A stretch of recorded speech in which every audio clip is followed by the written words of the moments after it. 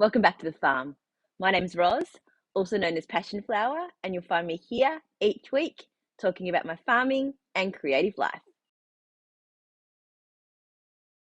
Well, excuse the very shiny Roz this morning. It is super hot here in the shed. It's about 30 degrees, is really humid, and it is still only early in the morning. I've just been out with the sheep and refilled their hay bag because the grass is starting to get low in the paddock and they were starting to eat the hay that they had in their shelter. So I've added some more in, and now I am just a sweaty mess, which is why we haven't been doing anything during the day here on the farm. It has been so hot and so humid, and the sun has a real bite. So it's sort of a very short window in the morning when it's a little bit cooler, maybe a little bit of a breeze, and then we stop and hide inside. And then the evenings again are when we get out and are able to do some stuff. So as soon as I'm done recording this, I'll be back over to the house with the air conditioning on, a really big glass of water, and yeah, that's where I'll be spending my day because I am just melting over here right now. Because it's been so hot and so dry, we've been using a lot of water at the house, and the house tank had gotten quite low fairly quickly, actually. I guess, filling the pool, lots of drinking of water, lots of showers because it's hot, all that kind of stuff, had lowered the tank quite a bit. So we connected a whole series of hoses from here at the shed tanks all the way over to the house. And because we have quite a powerful pump on the tanks here over at the shed, we were able to pump all that distance back to the house, which was really great. So over 2 days, we estimate that we were able to pump about 12,000 litres of water back to the house tank. So reassuring to have that store of water, to be able to do that pumping. Before we had the tanks here at the shed, we had some smaller concrete tanks, which we still have, and we use for some of the animals' water. But with these tanks, we are able to store a lot more. So we're able to pump when we need it and fill or at least top up the house without really decreasing too much here because we've got 50,000 litres over here. So we did that. And then yesterday we had a really heavy downpour of rain. It was over 40 mil in a couple of hours. So we now have a full house tank. We have full shed tanks again. And it's a good situation to be in. We're very lucky because when we haven't had to solely rely on more rain to fill the house tank, and also we haven't had to buy water in, and I've seen the water carriers around quite a bit lately, so I know that a lot of people are in a situation where they're needing to buy in water. This week we have had a stray sheep hanging around. Very weird. We first noticed it a few days ago up in the paddock near the house. And it was very skittish and not getting close to us, but barring and making some noise. And then it sort of moved around the farm a little bit and moved closer to my sheep. It has been shorn. It looks quite well looked after, but definitely not like a pet. I tried shaking some grain to see it would come. It had no idea what that meant. It is, as I said, very skittish and hasn't really wanted to come too close. It's in the last couple of days, it started to get quite close to my sheep, sort of mirroring what they were doing and wanting to make sure that she was sort of part of their little flock, but still keeping her distance. Then yesterday afternoon, I was out here. I decided that I needed to drench my sheep, so give them their worming treatment, which is a bit of a challenge. And after I'd finished doing that, she just wasn't around anymore. And I've checked again this morning, and she's nowhere to be seen. So I don't know. She may come back. She might not. We weren't able to fence her, so we weren't able to really find her home. Um, we'd asked around to all of our neighbours, and she doesn't belong to any of them. So it's a bit of a mystery. So it might remain a mystery. She might come back, she might not. Yeah, don't really know what's going on now. But yeah, the worming was a bit of an adventure for me. I had mum help me. I bought a syringe that was a dose that I'd be able to do for all three of them. Just dialing it down to what I needed for each of them. The boys were reasonably easy to do. They are always looking for affection, and they come up and want to have a pat and a cuddle like every time I go in there. So they come up fairly easily and are much more trusting than Evie. So I did Hurley first. He wasn't thrilled, but I was able to get that done. Just sort of squeezing their jaw and just sliding it down the side of their mouth and squeezing it in, and then like holding their head up and making sure that they stayed closed their mouth for a little bit to make sure that they swallowed the treatment. Um, Evie was much harder. She'd clued into what was going on. Maybe I should have done her first instead of last. Yeah, and she didn't want to come close, and she doesn't normally want to come close. If I approach her, she likes to approach me. So this was a different situation. But in the end, I was able to get her into the shelter area and close the gate, which is part of the reason why we put the gate on in the first place. So we're able to sort of separate them out if we needed to. Hurley ended up getting in there as well, but I think that actually helped because it calmed her down because, he was just snuggling up to me and trusting that I was okay, even though he'd already had the treatment done to him. So once she was in there, she stayed still. She wasn't happy about it, and she certainly wasn't making eye contact with me. But I was able to pry her lips open and push that thing down inside her mouth. And yeah, I got to treat her as well. Then I was a little worried that she might hold it against me and not want to have anything to do with me for a little while. So I came back in a little bit later just to say hi, and she was okay. And then in the evening, I did my normal routine of grabbing some grain and going in. And she was like the first to run to the gate to say hello. So I think all is well. Hopefully, drenching is only a yearly thing as long as we can keep on top of the worms and the sheep stay healthy.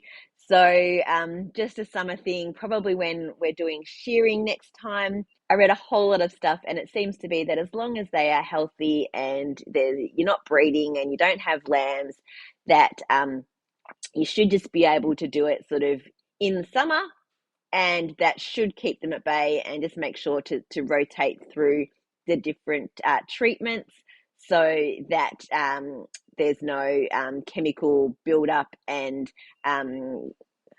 what's the word? Like resilience to the medication.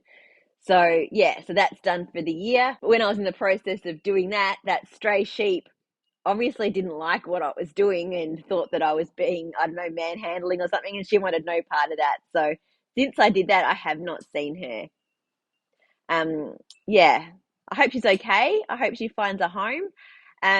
If she comes back, I'll let you know because we will try and now catch her and put her in the paddock with the others if we can. But yeah, I don't think she likes to be fenced in, and I think that's why she ended up wandering around on our property to begin with. Despite the heat, I have done some work over here in the shed, which is really hard. Early mornings when there's been a breeze has actually been okay, opening up all the doors and windows and all that kind of thing.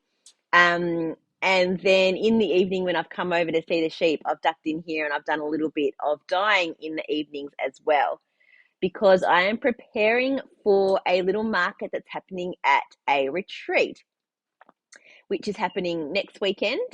Um, I'll fill you in afterwards on how it goes and what it was all about, because this is the very first one, so I'm really not sure how it will go. It's a craft retreat, and so it's just for the people that are at the retreat, and I think there's going to be like 4 or 5 vendors there just to have a little market one afternoon. And then we get to stay and have lunch and craft with the people as well. So it'll be developing some connections and also hopefully selling some yarn. So first I dyed up some sock yarn.